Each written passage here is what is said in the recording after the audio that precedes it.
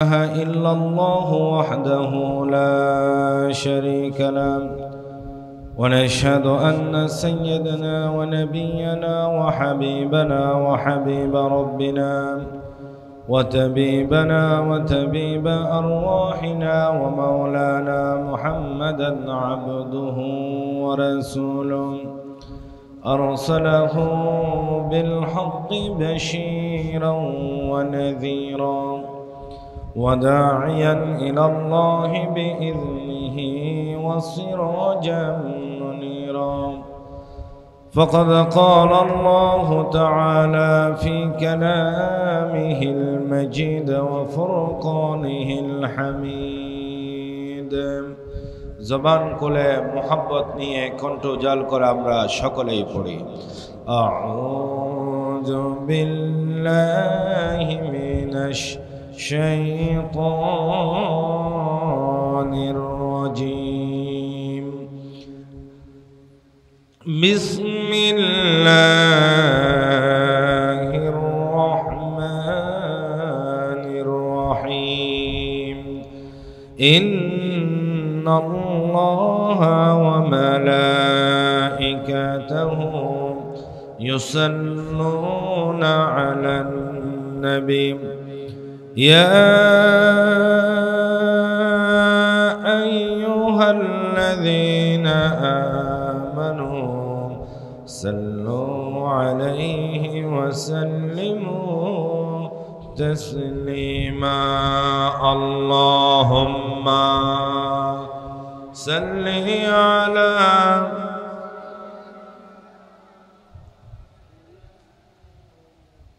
মোহাম্মত নিয়ে আমরা সকলেই কণ্ঠ জাল করে পড়ি চাঁদের চেয়ে সুন্দর তিনি নবী আমার কামলিওয়ালা চাঁদের চেয়ে সুন্দর তিনি নবী আমার কামলিওয়ালা রহম পেতে দরুদ পড়ি সবাই মিলে সাল্লি আলা চাঁদের চেয়ে সুন্দর তিনি নবী আমার কামলিওয়ালা কোরআনেতে বলেন আল্লাহ শোনো যত মুমিন আমি পড়ি তোমরা পড়ো صلي على محمد اللهم صل على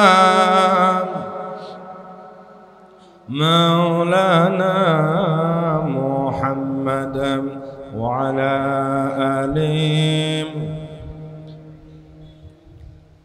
زبان খুলে মোহাম্মদ নিয়ে পড়ি সাল্লাল্লাহু عليه وسلم بلغ العلا بكماله كشف الدجى بجماله حسنت جميع خصاله صلوا عليه وآله اللهم صل وسلم وبارك عليه আল্লাহ পাকের কাছে আমরা খুতবা মুখতসর করেছি সময় যেহেতু সংক্ষিপ্ত সময়ে কোরআন হাদিসের নির্দিষ্ট বিষয়ের উপর কিছু আলোচনা করতে হবে যেই রব্বুল আলামিন আজকে আমাদেরকে কল্পলোক আবাসিক জনকল্যাণ পরিষদ কর্তৃক আয়োজিত ঐতিহাসিক সিরাতুন নবী সাল্লাল্লাহু আলাইহি ওয়াসাল্লাম মাহফিলে উপস্থিত হওয়ার তৌফিক এনায়েত করেছেন সেই মুনিবের শাহী দরবারে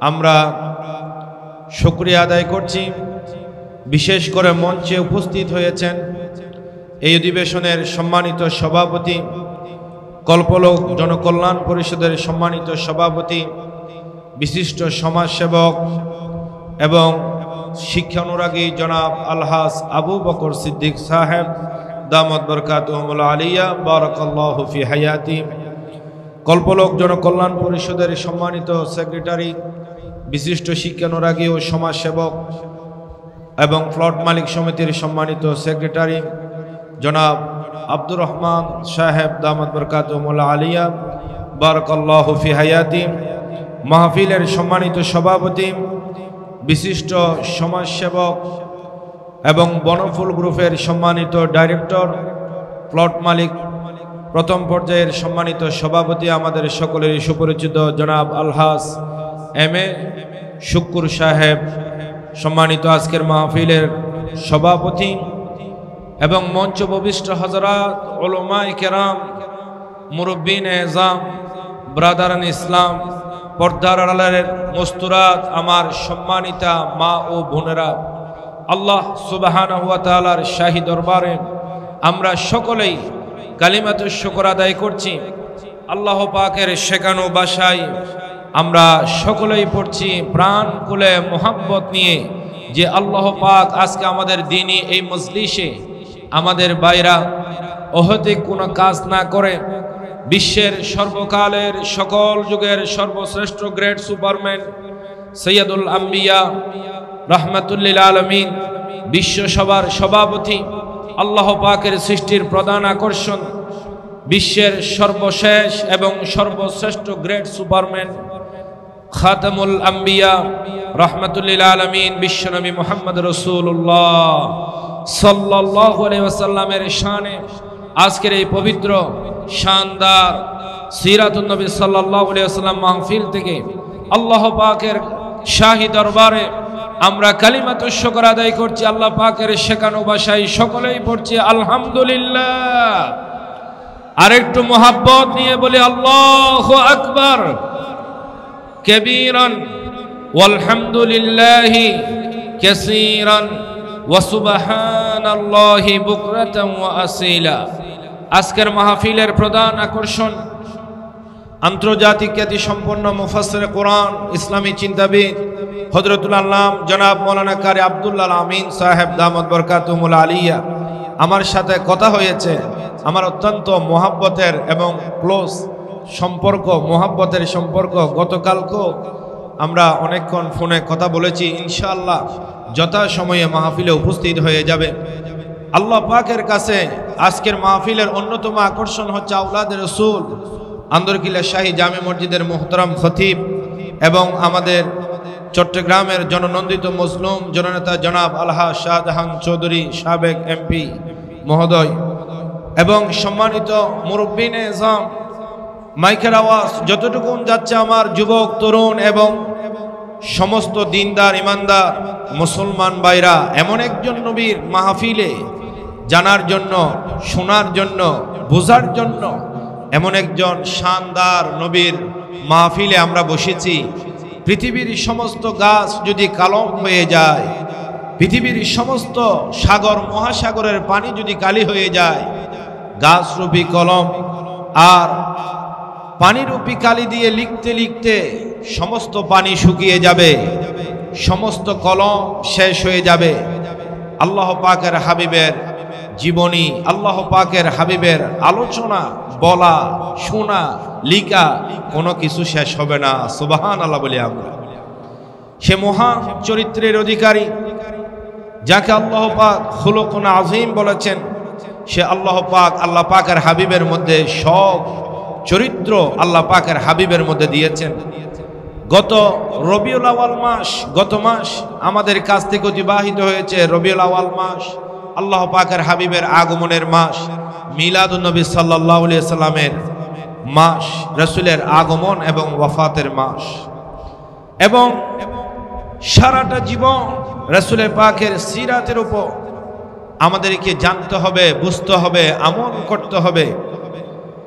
একজন মুসলমানের কাছে রাসূলের পাকের মিলাদ জানা এবং রাসূলের পাকের সিরাত মানা, অনুসরণ করা, আমল করা প্রত্যেকটা মুসলমানের জন্য নৈতিক দায়িত্ব। ঠিক কিনা বলেন? আজকে জনকল্যাণ পরিষদ সেই মহান উদ্যোগের জন্য আমরা তাদেরকে মুবারকবাদ জানাই। কল্পলোকবাসী এই মাহফিলের উসিলায় আল্লাহ পাকের রহমত, বারাকা আমরা যারা উপস্থিত হয়েছি, যারা উপস্থিত হবে সবাইকে আল্লাহ পাক কোরআনে কারীমের হেদায়েত, রাসূলের পাকের ইশক মুহাব্বত আল্লাহ সবার জন্য কবুল করুক। আমরা বলি আমিন। রাসূল পাক সাল্লাল্লাহু আলাইহি ওয়াসাল্লামের ব্যাপারে আরবের লোকেরা বলতেন মারুফান বিসাদিকিহি ওয়া আমানাতিহি। রাসূল ছিলেন সত্যবাদী, রাসূল ছিলেন আমানতদার। ইন্নাহু লাম ইয়াকযিবা আবাদা ওয়া লাম ইয়াহদাউ আহাদা। রাসূল কখনো মিথ্যা কথা বলেন নাই, কারোর সাথে প্রতারণা করেন নাই, কাউকে গালি দেন নাই। রাসূল আলামিন, সাদেক, মসদুক, সত্যবাদী হিসেবে আল্লাহর হাবিব গোটা আরবের মধ্যে নবুয়তের আগে সাদেক, মসদুক, আলামিন, বিশ্বাসী হিসেবে সরওয়ারে দো আলম রাহমাতুল লিল আলামিন মক্কার কুরাইশ সহ সমগ্র বিশ্ববাসী, সমগ্র আরব গোষ্ঠীর কাছে আল্লাহর হাবিব সত্যবাদী হিসেবে পরিচিত ছিলেন। ঠিক কিনা বলেন? আল্লাহ রাব্বুল আলামিন কালামে পাকের সূরা তাওবার 119 নম্বর আয়াতে আল্লাহ রাব্বুল আলামিন বলেন, ইয়া আইয়ুহাল্লাযীনা আমানুত্তাকুল্লাহ ওয়া কুনু মা'আস সাদিকিন। আন আব্দুল্লাহ ইবনে মাসউদ রাদিয়াল্লাহু তাআলা قال قال رسول الله صلى الله عليه وسلم عليكم بالصدق فإن الصدق يهدي إلى البر وإن البر يهدي إلى الجنة أو كما قال عليه الصلاة والسلام। সূরা আত-তাওবার 119 নম্বর আয়াতে আল্লাহ পাক বলেন, সমস্ত ঈমানদারদেরকে স্পেসিফিক ভাবে আল্লাহ পাক সম্বোধন করে বলছেন, যারা আমি আল্লাহর প্রতি ঈমান এনেছো, আমার রাসূলকে যারা মহব্বত করো, অনুসরণ করো, যারা আল্লাহ এবং রাসূলের প্রতি ঈমান এনেছো, তোমাদের দায়িত্ব হলো ইত্তাকুল্লাহ, তোমরা আমি আল্লাহকে ভয় করবে। কারণ আল্লাহকে ভয় করা ছাড়া কখনো আমরা ঈমানদার মুমিন হতে পারবো না। আল্লাহ রাব্বুল আলামিন বলেন, ইয়া আইয়ুহাল্লাযীনা আমানুত্তাকুল্লাহ হাক্কা তুকাতিহি ওয়া লা তামুতুন্না ইল্লা ওয়া আনতুম মুসলিমুন। ও ঈমানদারগণ, পরিপূর্ণভাবে আল্লাহকে ভয় করো, যেভাবে আল্লাহকে ভয় করা উচিত সেইভাবে আল্লাহকে ভয় করো। যদি পরিপূর্ণ আল্লাহকে ভয় করতে জানো, আল্লাহকে ভয় করতে পারো, তাহলে তুমি ঈমানদার হতে পারবে। আর পরিপূর্ণ আল্লাহকে ভয় না করে ঈমানদার না হয়ে আমার কাছে আসবে না, পরিপূর্ণ মুসলমান হয়ে আমার কাছে আসো। সুবহানাল্লাহ বলে, ওয়ালা তামুতুন্না ইল্লা ওয়া আনতুম মুসলিমুন। পরিপূর্ণ মুসলমান না হয়ে মৃত্যুবরণ করবে না। ইসলামের কিছু অংশ মানলাম, নামাজে আল্লাহকে মানলাম, সমাজে আল্লাহকে মানব না। নামাজে আল্লাহকে সিজদার মধ্যে মানলাম, অর্থনীতির মধ্যে আল্লাহকে মানব না। নামাজে আল্লাহকে মানলাম, বিয়ে শাদীতে আল্লাহকে মানব না। নামাজে আল্লাহকে মানলাম, রাজনীতিতে আল্লাহকে মানব না। নামাজে আল্লাহকে মানলাম, আমার জীবনের পারিবারিক জীবনে আল্লাহকে মানব না, রাষ্ট্রীয় জীবনে আল্লাহকে মানব না, সাংস্কৃতিক জীবনে আল্লাহকে মানব না। জীবনের কিছু অংশ মানব, কিছু অংশ মানব না। পরিপূর্ণ মুমিন হওয়া যাবে না। আল্লাহ পাক বলেন, ইয়া আইয়ুহাল্লাযীনা আমানু উদখুলু ফিস-সিলমি কাফা। ও ঈমানদারগণ, পরিপূর্ণ আল্লাহকে মানতে হবে, ইসলামে পরিপূর্ণভাবে প্রবেশ করতে হবে। এসো আল্লাহর পথে, এসো রাসূলের পথে, এসো জীবনের পথে করি সংগ্রাম। এসো আল্লাহর পথে, এসো রাসূলের পথে, এসো জীবনের পথে করি সংগ্রাম। মানুষের মন গড়া মতবাদে শান্তির পতাকা যে হলো খান খান। দুর্বিষহ হাই জীবন লাগে, চারিদিকে আজ শুধু হাহাকার। তাই বড় প্রয়োজন সৎ শাসকার, সোনার মানুষ ওই রাসূলে খোদার। ঠিক না বলে? কত রকম রাজার নীতি, প্রজার নীতি দেখলাম। দুঃখ হাইরে দুঃখ ছাড়া আর কিছু না পেলাম। তাই তো শুধু মনে পড়ে সোনার মদিনা, রসুল আমার কাজে কর্মে অনুপ্রেরণা। জোরে বলে আমিন। রসুল আমাদের প্রেরণা এবং রসুলের শিক্ষাই একজন মুমিনের জন্য সবচেয়ে বড় শিক্ষা। রসুল আমাদের জন্য মডেল। রসুল আমাদেরকে সত্যবাদী হওয়ার জন্য বলেছেন, আর আল্লাহ পাক বলেছেন বান্দা সত্যবাদী হতে গেলে আমি আল্লাহকে ভয় করতে হবে। সুবহানাল্লাহ বলি আমরা। আল্লাহ পাকের হাবিব মেরাজে গেলেন, সরওয়ারে দু আলম রাহমাতুল লিল আলামিন মেরাজ থেকে ফিরে আসলেন। আল্লাহর হাবিব যখন সকাল বেলায় মেরাজের ঘটনা বর্ণনা করতে লাগলেন, আবু জেহেল গিয়ে বলেন, মুহাম্মদ সাল্লাল্লাহু আলাইহি ওয়াসাল্লাম প্রতিদিন নতুন নতুন অনেক কিছু আমাদেরকে শোনান, আজকে কি নতুন কোনো আপডেট নিউজ খবর কি আছে?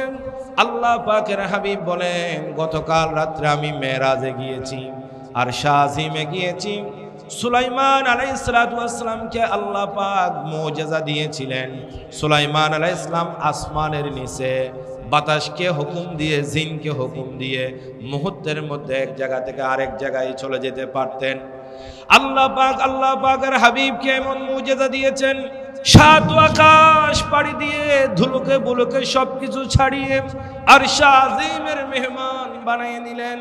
আল্লাহ পাকের হাবিব বলেন, ও আবু জেহেল এবং নবীর সাহাবীদেরকে বলেন, ও আমার সাহাবীরা, আজকে আমার জন্য নতুন খবর হলো, গতকাল রাত্রে আল্লাহ পাক আমাকে আরশে আজিমের মেহমান বানিয়েছিলেন। জোরে বলে আল্লাহু আকবার।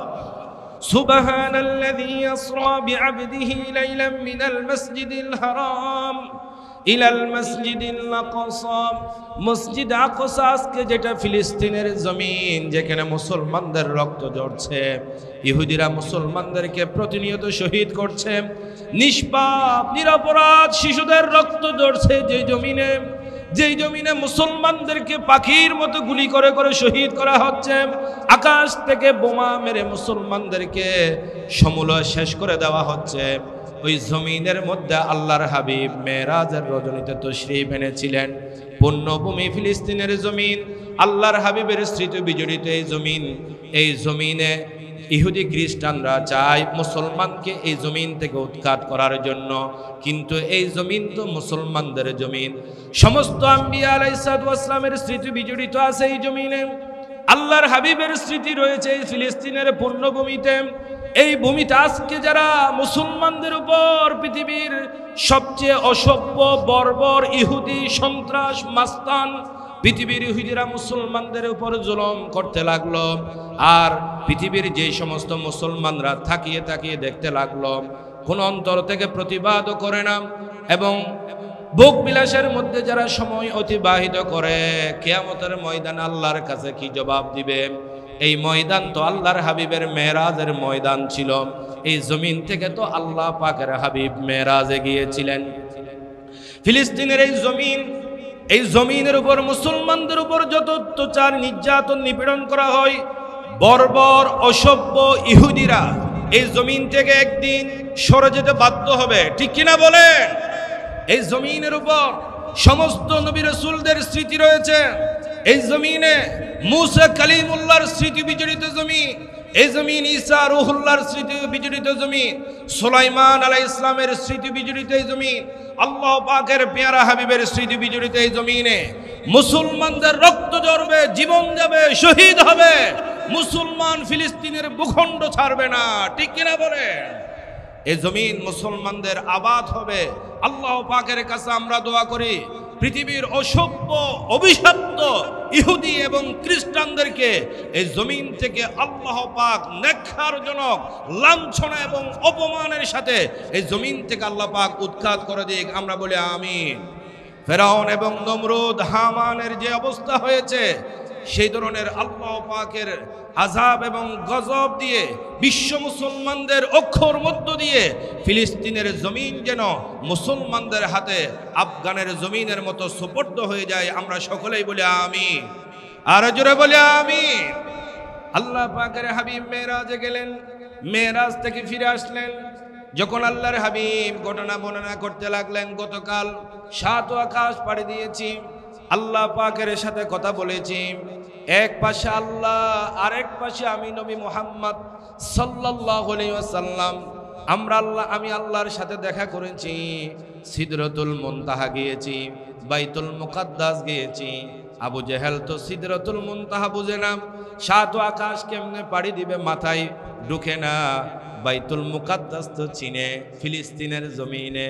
মুহাম্মদ সাল্লাল্লাহু আলাইহি ওয়াসাল্লাম আপনি বাইতুল মুকাদ্দাসের রাতের বেলায়, এটা তো অনেক দূরের পথ, রাতের মধ্যে কিভাবে বাইতুল মুকাদ্দাস গেলেন? তাহলে আপনার কাছে প্রশ্ন করতে চাই, বাইতুল মুকাদ্দাসের কয়টা সিঁড়ি আছে, কয়টা জানালা আছে, কয়টা দরজা আছে? বাইতুল মুকাদ্দাস দেখতে কিরকম ওটা আপনার কাছে জানতে চাই। আল্লাহ পাকের হাবিব তো মেহমান হয়েছেন, সিঁড়ি জানালা গোনার জন্য তো যাই নাই।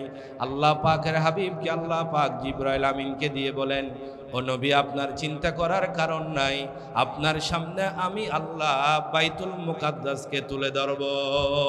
সুবহানাল্লাহ। আপনি বাইতুল মুকাদ্দাস দেখে দেখে তার কাছে বর্ণনা পেশ করেন। বাইতুল মুকাদ্দাসের বর্ণনাগুলো আল্লাহর হাবিব এমন ভাবে পেশ করতে লাগলেন, অবিশ্বাসী কাফের আবু জেহেলের গোষ্ঠীরা শুনে অবাক হয়ে গেল, হুবহু মিলে গিয়েছে। কিন্তু কেমনে বিশ্বাস করবে, বিভ্রান্ত কেমনে করবে?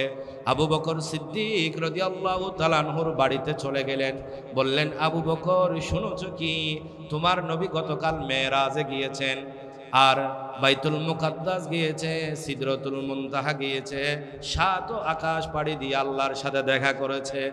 আবু জেহেল ওনার যে আগে মাথা, ও আবু বকর শুনো, মুহাম্মদ সাল্লাল্লাহু আলাইহি ওয়াসাল্লামের যে আগে মাথা ঠিক ছিল ওটাও তো এখন হারিয়ে গেছে। এক রাতে কেমনে এতটুকুন যাবে? ও আবু বকর, এটা তো মাথায় ক্যালকুলেশনে মিলে না। কখন কিভাবে এত রাতের সীমিত সময়ে বাইতুল মুকাদ্দাস সাত আকাশ পাড়ি দিয়ে আসমান জমিনের মালিকের সাথে আরশে আজিমে যেতে পারে? তখন আবু বকর সিদ্দিক রাদিয়াল্লাহু তাআলা আনহু জবাব দিলেন, ও আবু জেহেল, তোমাকে কি আমার নবী বলেছেন বাইতুল মুকাদ্দাস গিয়েছেন, সাত আকাশ পাড়ি দিয়ে আরশে আজিমে মেহমান হয়েছেন? আমার নবী কি বলেছেন? বললেন, হ্যাঁ, আমি নিজ কানে মুহাম্মদ সাল্লাল্লাহু আলাইহি ওয়াসাল্লাম থেকে শুনে এসেছি। আবু বকর সিদ্দিক রাদিয়াল্লাহু তাআলা সঙ্গে সঙ্গে জবাব দিলেন, এক মুহূর্তের জন্য চিন্তা করলেন না, সঙ্গে সঙ্গে জবাব দিয়ে দিল, আবু জেহেল, আমার নবী যদি বলে থাকেন গতকাল রাতে তিনি সিদরাতুল মুনতাহা সাত আকাশ পাড়ি দিয়েছেন, তিনি আরশে আজিমের মেহমান হয়েছেন, বাইতুল মুকাদ্দাস গিয়েছেন, আমি আবু বকর প্রথমে সেটা অ্যাটেস্টেড সত্য হিসেবে আমি আবু বকর গ্রহণ করে নিলাম। আল্লাহু আকবার বলে আমরা। আবু বকর সিদ্দিক রাদিয়াল্লাহু তাআলা আনহু আল্লাহর হাবিবের কাছে এসে জিজ্ঞাসা করলেন, ইয়া রাসূলুল্লাহ, ইয়া হাবিবাল্লাহ, শুনতে পেলাম আবু জেহেল আমার কাছে গিয়ে বলেন গতকাল রাতে নাকি আপনি মেরাজে গিয়েছেন, সাত আকাশ পাড়ি দিয়েছেন, বাইতুল মুকাদ্দাস গিয়েছেন, সিদরাতুল মুনতাহা পাড়ি দিয়ে আরশে আজিম পাড়ি দিয়ে আল্লাহর সাথে মেহমান হয়েছেন। আমি যা শুনেছি সেটা কি সত্য? আল্লাহর নবী বলেন, হ্যাঁ আবু বকর, গতকাল আমার মেরাজ হয়েছে, আমি মেরাজে গিয়েছি। আবু বকর রাদিয়াল্লাহু তাআলা আনহু বলেন, ইয়া রাসূলুল্লাহ, ইয়া হাবিবাল্লাহ, আপনি যে আল্লাহর দরবারের মেহমান হয়েছেন, মেরাজে গিয়েছেন, আমি আবু বকর প্রথমে সাক্ষ্য দিচ্ছি। আল্লাহু আকবার। আল্লাহ পাকের হাবিব বলেন, ও আবু বকর, তোমার নাম আজ থেকে শুধু আবু বকর নয়, তোমার নাম হলো আবু বকর সিদ্দিক রাদিয়াল্লাহু তাআলা আনহু। সিদ্দিকদের দল কিয়ামতের ময়দানে মিনান নাবিয়িনা ওয়াস সিদ্দিকিনা ওয়াস শুহাদাই ওয়াস সালিহিন, আল্লাহ পাকের কাছে নবীদের দল বড় সুসংবাদ প্রাপ্ত, সিলেক্টেড আল্লাহর মনোনীত ব্যক্তি। সিদ্দিকদের দল আল্লাহ পাকের প্রিয় ব্যক্তি। শুহাদা ইকরামদের দল আল্লাহ পাকের কাছে বড় প্রিয় ব্যক্তি। আমলে সালেহকারী আউলিয়া ইকরাম, পীর মাশায়েখ, হক্কানি রব্বানি উলামা ইকরাম এবং আমলে সালেহ নেককারকারীদের দল কিয়ামতের ময়দানে আল্লাহর কাছে প্রিয় দল হিসেবে বিবেচিত হবে। জোরে বলে আল্লাহু আকবার। আমরা কি সত্যবাদীদের সাথে থাকতে চাই না? চাই কি চাই না? আল্লাহ আমাদেরকে সত্যবাদী আবু বকর সিদ্দিক রাদিয়াল্লাহু তাআলা আনহুর সঙ্গে হওয়ার তৌফিক দান করুক। আমরা বলি আমিন। আর জোরে বলি আমিন। আমরা যদি আবু বকর সিদ্দিক রাদিয়াল্লাহু তাআলা আনহুর সঙ্গী হতে চাই, আবু বকর সিদ্দিক রাদিয়াল্লাহু তাআলা আনহু যে আদর্শ রেখে গিয়েছেন সে আদর্শ আমাদেরকে গ্রহণ করতে হবে, ঠিক কিনা বলেন? তাহলে ইসলামের কিছু অংশ মানব, কিছু অংশ মানলে আবু বকর সিদ্দিক হওয়া যাবে না।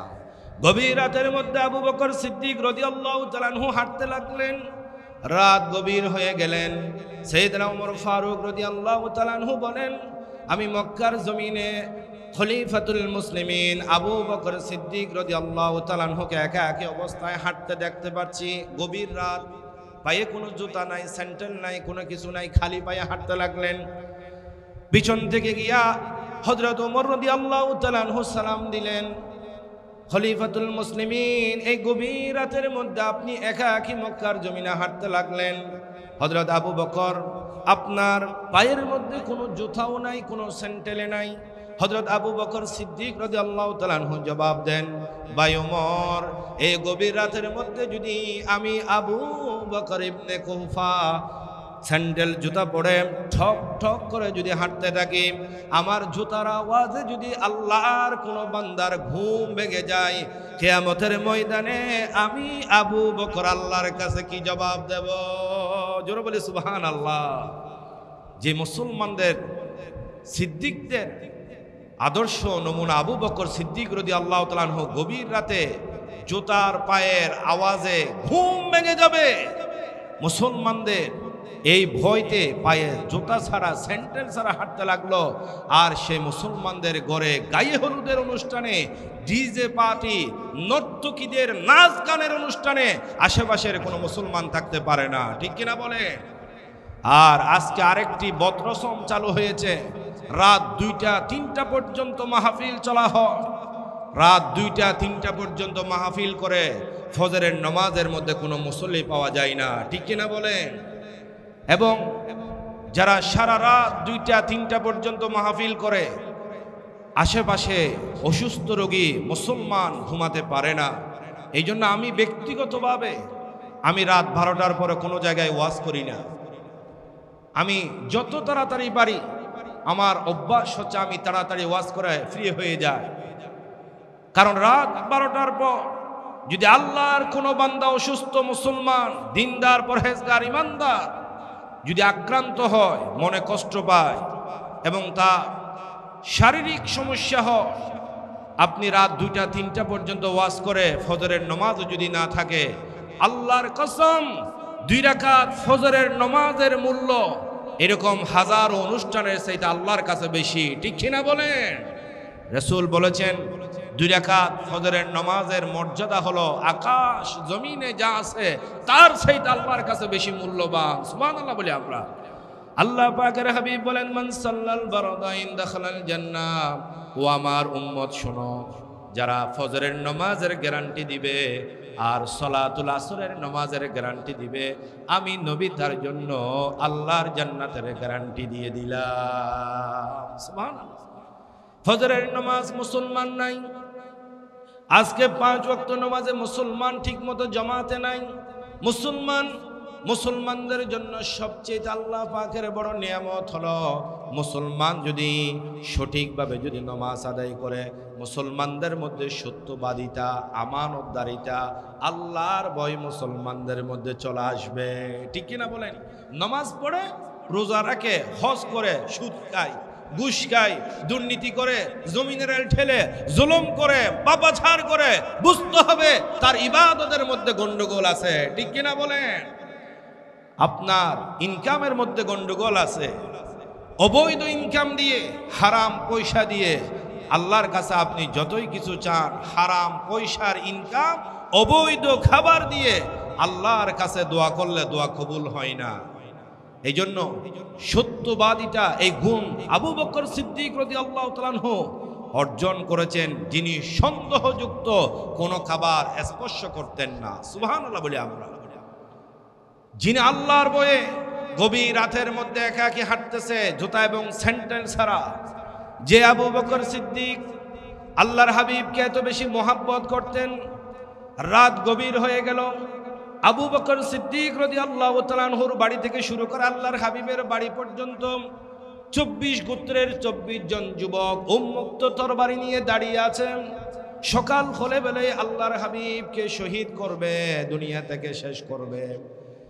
আল্লাহ পাক বলেন, নবী আপনি কেমনে হিজরত করবে? চতুর্দিকে তো তরবারি নিয়ে দাঁড়িয়ে আছে।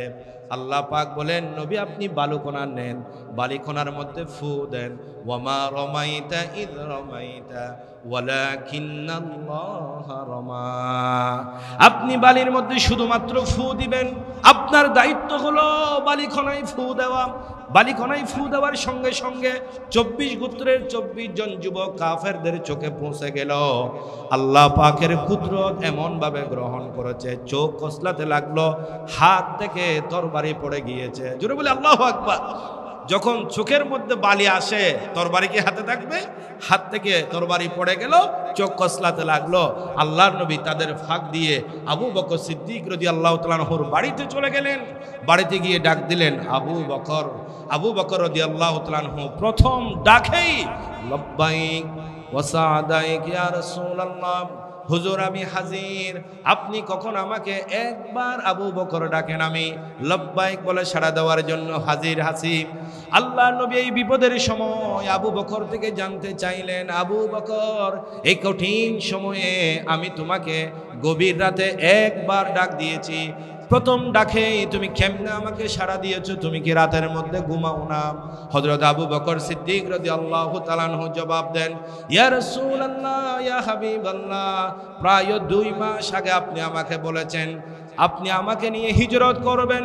ওই সময় থেকে আজ পর্যন্ত আমি আবু বকর বিছানার সাথে আর কোনোদিন ঘুমাই নাই, দরজার সাথে ঠেস লাগিয়ে ঘুমাতাম।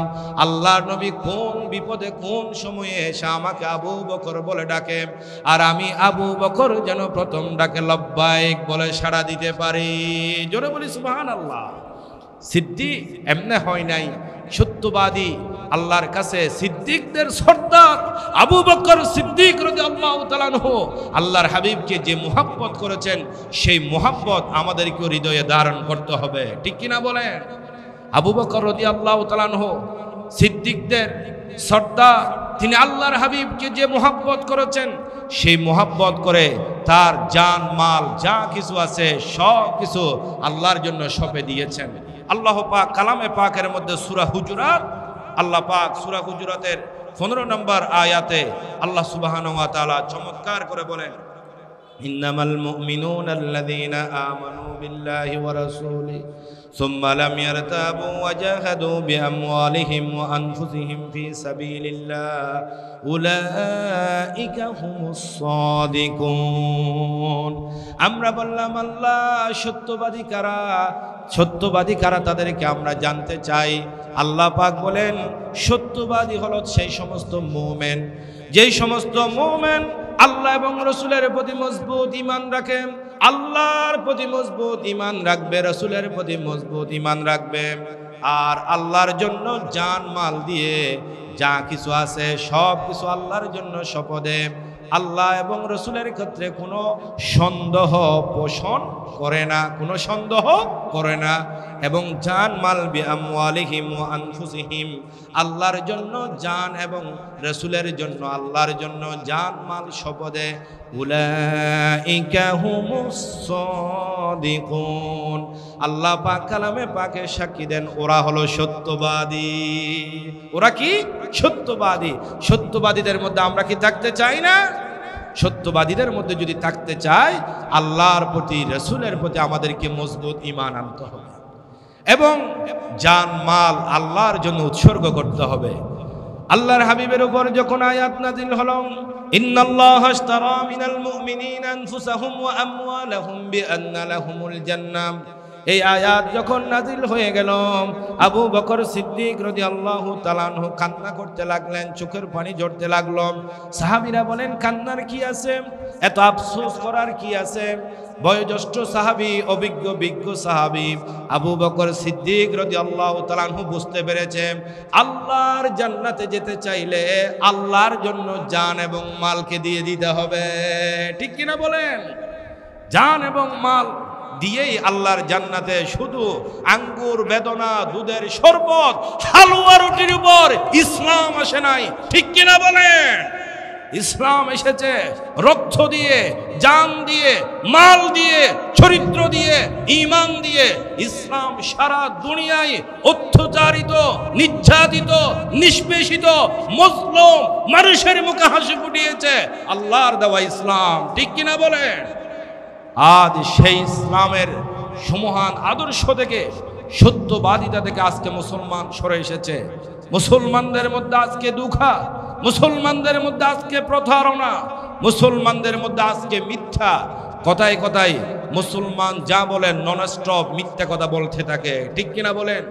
আবার এমন নেতা নেত্রীও আমাদের দেশে আছে যারা নন স্টপ মিথ্যা কথা বলতেও মুখ দিয়ে লজ্জা পায় না, মুখের মধ্যে বাঁধে না। ঠিক কিনা বলেন?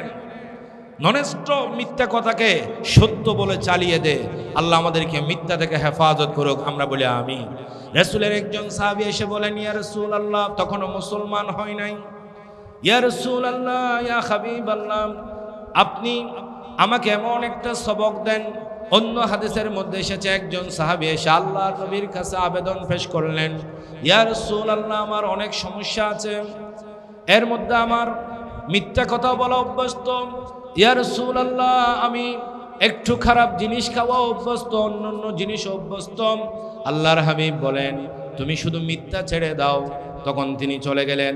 চলে যাওয়ার পর মদের গ্লাস যখন হাতে নিয়েছে, চিন্তা করলেন যে আমাকে আল্লাহর হাবিব যদি জানতে চাই, আমাকে তো সত্য কথা বলতে হবে।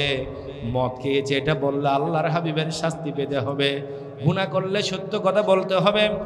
এক সবক দিয়ে, মিথ্যা ছাড়ার মধ্য দিয়ে আল্লাহর বান্দা আল্লাহর অলিতে আল্লাহর হাবিবের প্রিয় সাহাবীদের রূপান্তরিত হয়েছে।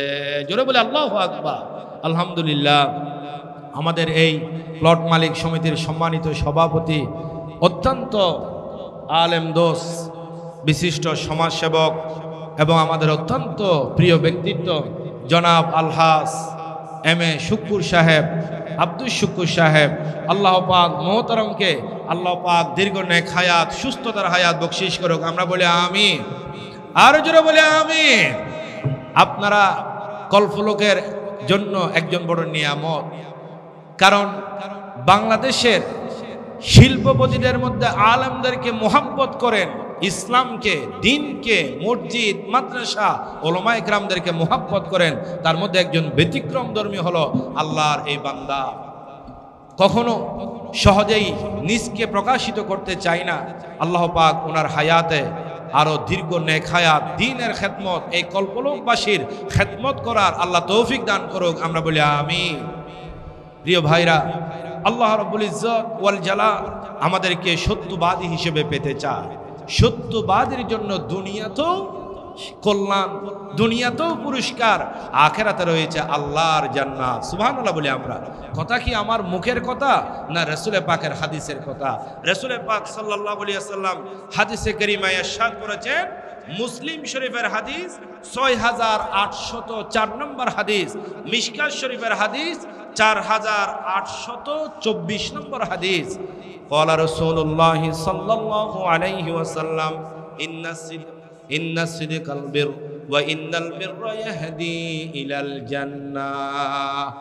আল্লাহ পাকের নবী বলেন, ও আমার উম্মতের নরনারী, সত্যবাদী এটা এমন এক পবিত্র গুণ, এটা মানুষকে পুণ্যের দিকে নিয়ে যায়, কল্যাণের দিকে নিয়ে যায়, সওয়াবের দিকে নিয়ে যায়। এই কল্যাণ, সওয়াব, পুণ্য মানুষকে আল্লাহর জান্নাত পর্যন্ত পৌঁছায় দেয়। জোরে বলে আল্লাহু আকবার। সাইয়েদনা ওমর ফারুক রাদিয়াল্লাহু তাআলা আনহু পাহাড়িয়ে পথ দিয়ে হাঁটতে লাগলেন। একাকী অবস্থায় আমিরুল মুমিনিন, এমন অবস্থায় একজন রাখালকে তিনি দেখতে পেলেন। রাখালকে দেখার পর তিনি তার কাছে গিয়ে বলেন, ও রাখাল, আমার কাছে মন চাই, আমি একজন মুসাফির, তোমার কাছে অনেকগুলো ছাগলের বাচ্চা আছে, ছাগল আছে, তুমি রাখাল মানুষ, আমি মুসাফির মানুষ। আগের সময়ে তো ইউটিউব ছিল না, ফেসবুক ছিল না। আজকে তো আমেরিকার প্রেসিডেন্টকে সবাই চিনে, বাংলাদেশের প্রেসিডেন্টকে চিনে, বক্তাদেরকেও সারা দুনিয়ায় চিনে। ঠিক কিনা বলেন? সেই সময়ের মধ্যে সাইয়েদনা ওমর ফারুক রাদিয়াল্লাহু তাআলা আনহু আমিরুল মুমিনিন, কিন্তু রাখাল সাইয়েদনা ওমর ফারুক রাদিয়াল্লাহু তাআলা আনহুকে চিনেন না। তিনি রাখালের কাছে গিয়ে বলেন, ভাই রাখাল, আমি তোমার কাছে একটা ছাগল চানা চাই। এই ছাগলের বিনিময় হিসেবে আমি তোমাকে উত্তমভাবে পুরস্কার দিব, টাকা দিব, হাদিয়া দিব। এবং তুমি তোমার মালিকের কাছে বলবে, একটা ছাগল নেকড়ে খেয়ে ফেলেছে, নেকড়ে একটা ছাগল খেয়ে ফেলেছে। তোমার মালিক রক্ত মাখা দেখে কিছুই বলবে না। ছাগলের রাখাল শুনতে লাগলো, শুনে জবাব দিতে লাগলেন, ও মুসাফির, আমি আপনাকে চিনি না, আমি আপনার কাছে জানতে চাই, আমি আমার মালিকের কাছে আমার ছাগলটা নেকড়ে খেয়ে ফেলেছে এই কথা বললে আমার মালিক বিশ্বাস করবে, কিন্তু আমার মালিকের মালিক যিনি রব্বুল আলামিন, সে আল্লাহকে আমি কি বলবো? জোরে বলে সুবহানাল্লাহ।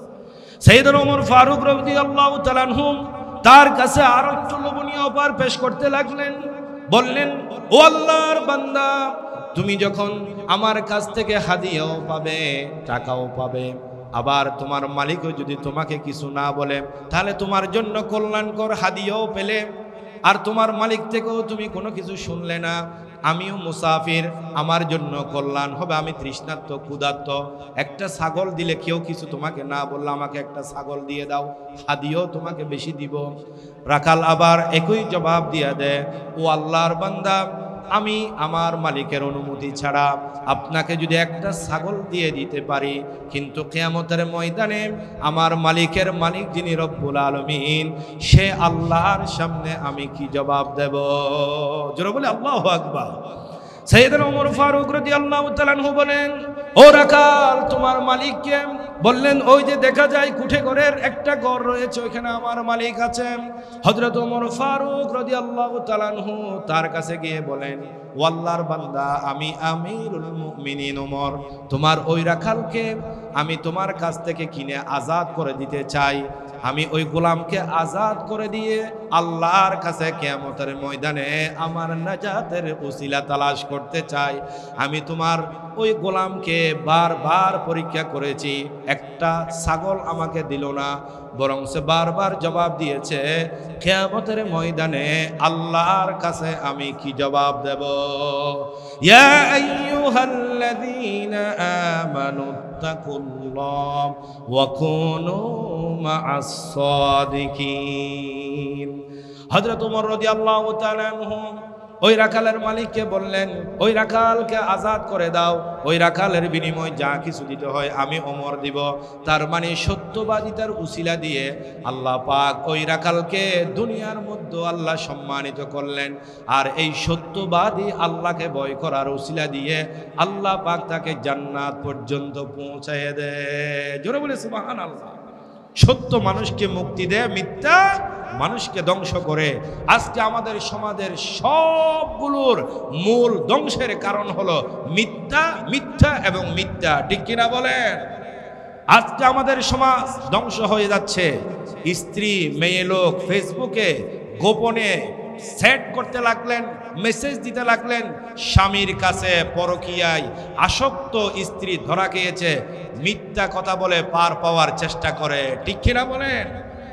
আর আজকে আমাদের সমাজের মধ্যে যত ধরনের বেহায়াপনা, অশ্লীলতা, উলঙ্গপনা, পাপাচার, সবগুলোর মূল উৎস হলো মিথ্যা এবং মিথ্যা। ঠিক কিনা বলেন? এই সমাজ ধ্বংস হচ্ছে, যুবকরা নষ্ট হচ্ছে, পথভ্রষ্ট হচ্ছে, বেহায়াপনা, অশ্লীলতা, উলঙ্গপনা। আজকে মানুষের উপর জুলুম করা, সুদ খাওয়া, ঘুষ খাওয়া, দুর্নীতি করা, চাঁদাবাজি করা, মাস্তানি করা, বদমাশি করার সবগুলোর মূল কারণ হলো মিথ্যা এবং মিথ্যা। ঠিক কিনা বলেন? এই জন্যই মিথ্যা থেকে আমাদেরকে বেঁচে থাকতে হবে, সত্যের উপর আমাদেরকে এগিয়ে আসতে হবে। সত্য প্রতিষ্ঠা করেছেন নবী মুহাম্মদ রাসূলুল্লাহ সাল্লাল্লাহু আলাইহি ওয়াসাল্লাম। লাকাদ কানা লাকুম ফি রাসূলিল্লাহি উসওয়াতুন হাসানা। রাসূলের মধ্যেই তোমাদের জন্য উত্তম আদর্শ রয়েছে। আল্লাহর হাবিবকে যদি কেউ অনুসরণ করতে চায়, শিশু হিসেবে অনুসরণ করতে পারবে, কিশোর হিসেবে পারবে, তরুণ হিসেবে পারবে, সত্যবাদী হিসেবে পারবে, আমানতদার হিসেবে পারবে। আল্লাহর হাবিব যখন হিজরতের রাতে যখন হযরত আলীকে ডেকে বলেন, আলী, আল্লাহ পাক নির্দেশ করেছেন আমি হিজরত করতে লাগলাম, কিন্তু মক্কার জমিনের লোকেরা আমাকে বের করে দেয়, কিন্তু মক্কার মানুষের আমানতগুলো, সম্পদগুলো আমার কাছে তালিকা আছে, এই সম্পদগুলো আগামীকাল আমি মুহাম্মদ রাসূলুল্লাহর পক্ষ থেকে মক্কার মানুষদের কাছে দিয়ে দিবে। জোরে বলি সুবহানাল্লাহ। ওরা আমাকে বের করে দিচ্ছে, ওরা আমার উপর জুলুম করতে লাগলো, মক্কার জমিন থেকে বিতাড়িত করতে লাগলো। আলী ওদের সম্পদগুলো আমার কাছে আমানত রেখেছে, কারণ আল্লাহর হাবিবকে তারা জানে সাদেক মজদুক সত্যবাদী। জোরে বলি সুবহানাল্লাহ। আর সেই রসুলের উম্মত আজকে আমার মা বোনদের কাছেও আমি অনুরোধ করব, আপনি যদি সত্যবাদী হয়ে থাকেন, আপনার পেট থেকে জন্ম নিবে হযরত আব্দুল কাদের জিলানী রহমতুল্লাহ আলাইহি, ঠিক কিনা বলেন? আপনার পেট থেকে জন্ম নেবে খাজা মঈনুদ্দিন চিশতি রহমতুল্লাহ আলাইহি, আপনার পেট থেকে জন্ম নেবে শাহজালাল রহমতুল্লাহ আলাইহি, ঠিক কিনা বলেন? হযরত আব্দুল কাদের জিলানী রহমতুল্লাহ আলাইহি ডাকাতদের দল পেয়েছে, সবাই জানি। আমি এই সাবজেক্টের উপর যেহেতু আলোচনা করতে লাগলাম, হযরত আব্দুল কাদের জিলানী ছোট্ট মানুষ, মাদ্রাসায় যাচ্ছেন পড়ালেখার জন্য, স্বর্ণ মুদ্রা সেখানে তিনি তার মা দিয়েছেন, বলছেন বাবা খবরদার কখনো মিথ্যা কথা বলবে না, সব সময় সত্য কথা বলবে। ডাকাতদের প্রধান বললেন, সবার কাছ থেকে চেক করা হলো, ছোট্ট মানুষ আব্দুল কাদের জিলানী ছোট্ট মানুষ, তার কাছে কি থাকবে? একজন রসিকতা করে জিজ্ঞাসা করলো, বাবা তোমার কাছে কি কোনো কিছু আছে? বললেন হ্যাঁ আমার কাছে আছে। কি আছে? 40টা স্বর্ণ মুদ্রা তো আমার কাছে আছে। এতগুলো স্বর্ণ মুদ্রা তোমার কাছে আছে? অবাক হয়ে গেলেন, প্রধানের কাছে নিয়ে গেলেন। প্রধান বললেন, ছোট্ট মানুষ তুমি, আমরা তোমার কাছে কোনো কিছু চেক করলাম না, তুমি যদি মিথ্যা কথা বললো আমরা বিশ্বাস করতাম, ছোট মানুষ তোমার কাছে কোনো কিছু থাকবে না। বড় পীর আব্দুল কাদের জিলানী রহমতুল্লাহ আলাইহি জবাব দিলেন, ডাকাতদের সর্দারকে জবাব দিলেন, মা আমাকে বলেছে কখনো মিথ্যা কথা বলবে না, সত্য কথা বলবে। সত্যের মধ্যে মানুষের মুক্তি রয়েছে, সত্যের মধ্যে রব্বুল আলামিন খুশি হয়ে যায়। ডাকাতদের প্রধান তার মেমোরি খুলে গেল, ব্রেন খুলে গেল। তিনি বললেন, একটা ছোট্ট মানুষ, সেই যদি আল্লাহকে ভয় করে কোনো কিছু মিথ্যা কথা না বলতে পারে, হাজারো রকম অপরাধ করেছি, মানুষের কাছ থেকে সম্পদ টেনে নিয়েছি, মানুষের উপর জুলুম করেছি, কত মিথ্যার উপর থেকেছি, আমাদের জীবনে সব তো মিথ্যার মিথ্যা। ছোট্ট মানুষটা আমাদের কপাল খুলে দিয়েছে, আমাদের ব্রেন খুলে দিয়েছে। এই ছোট্ট আব্দুল কাদের জিলানী রহমতুল্লাহ আলাইহির হাতে ডাকাতের সর্দার সহ সবাই একসাথে তারা তওবা করেছে। জোরে বলে আল্লাহু আকবার। সত্য মানুষকে দুনিয়ার মধ্যে কল্যাণ দেয়, পুরস্কার দেয়, আর মিথ্যা জুলুম এবং মিথ্যা এবং সত্যের বিরোধিতার কারণে আল্লাহ পাক দুনিয়ার মধ্যে তাদেরকে লাঞ্ছিত করে, ঠিক কিনা বলেন? আজকে ইতিহাসের পাতায় পাতায় দেখবেন সমস্ত নবী রাসূলগণ সত্যবাদী ছিলেন, সমস্ত নবী রাসূল সত্যবাদী। ওয়ালাকাদ বাআসনা ফি কুল্লি উম্মাতির রাসূলা আন ইবুদুল্লাহা ওয়াজতানিবুত তাগুত। সমস্ত নবী রাসূলগণ আল্লাহর দিকে মানুষকে ডেকেছেন, তাগুতকে বর্জন করেছে। সমস্ত নবী রাসূলদের বিরোধিতা করেছে তাগুত। সমস্ত নবী রাসূলদেরকে দুনিয়ার উপর সবচেয়ে বড় জুলুম করেছে যারা মিথ্যাবাদী ছিল। আল্লাহ পাক আল্লাহর হাবিবকে স্পেসিফিক ভাবে বলেন, ইয়ারিফুনা কামা ইয়ারিফুনা আবনাআহুম। ও নবী, তারা তাদের সন্তানদেরকে যেভাবে চিনে, এটা আমার ছেলে, এটা আমার মেয়ে, ঠিক তেমনি তারা আপনাকেও চিনে। আপনাকে চিনার পরও সমাজের নেতৃত্বের জন্য তারা আপনার বিরোধিতা করে, ঠিক কিনা বলেন? আজও যারা ভালো মানুষ সমাজে, আজকে সমাজে যারা মানুষের কল্যাণ করে, এক শ্রেণীর মানুষ তাদের বিরোধিতা করে শুধুমাত্র সমাজের মাতবাড়ি রক্ষা করার জন্য, ঠিক কিনা বলেন? আজকে রাসূল পাক সাল্লাল্লাহু আলাইহি ওয়াসাল্লামের সেই ঐতিহাসিক সত্যবাদিতা থেকে আমাদেরকে শিক্ষা নিতে হবে। আল্লাহর হাবিব যখন সাফা পাহাড়ের চূড়ায় ডাক দিলেন, বিপদ বিপদ বলে ডাক দিলেন, কুরাইশেরা পাহাড়ের পাদদেশে সমবেত হলো। আল্লাহ নবী বলেন, ও কুরাইশেরা, আমি যদি বলি পাহাড়ের পিছনে একদল শত্রু আছে যারা তোমাদেরকে আক্রমণ করবে, তোমরা কি আমার কথা বিশ্বাস করবে? কুরাইশরা একসাথে সমবেত স্বরে বলল, অবশ্যই আমরা আপনার কথা বিশ্বাস করব। আপনি সাদেক মসদুক, আপনি আলামিন, আপনি কখনো মিথ্যা কথা বলেন না। সুবহানাল্লাহ বলে আমরা লাম ইয়াকযিবা আবাদা ওয়া লাম ইয়াহদাউ আহাদা। আল্লাহ নবী বলেন, তাহলে তোমরা যদি আমাকে সত্যবাদী হিসেবে গ্রহণ করো, একথা বিশ্বাস করো, ও কুরাইশরা, ও আল্লাহর বান্দা, কিয়ামত একটি আল্লাহর পাকের পক্ষ থেকে একটি কিয়ামত সংঘটিত হবে।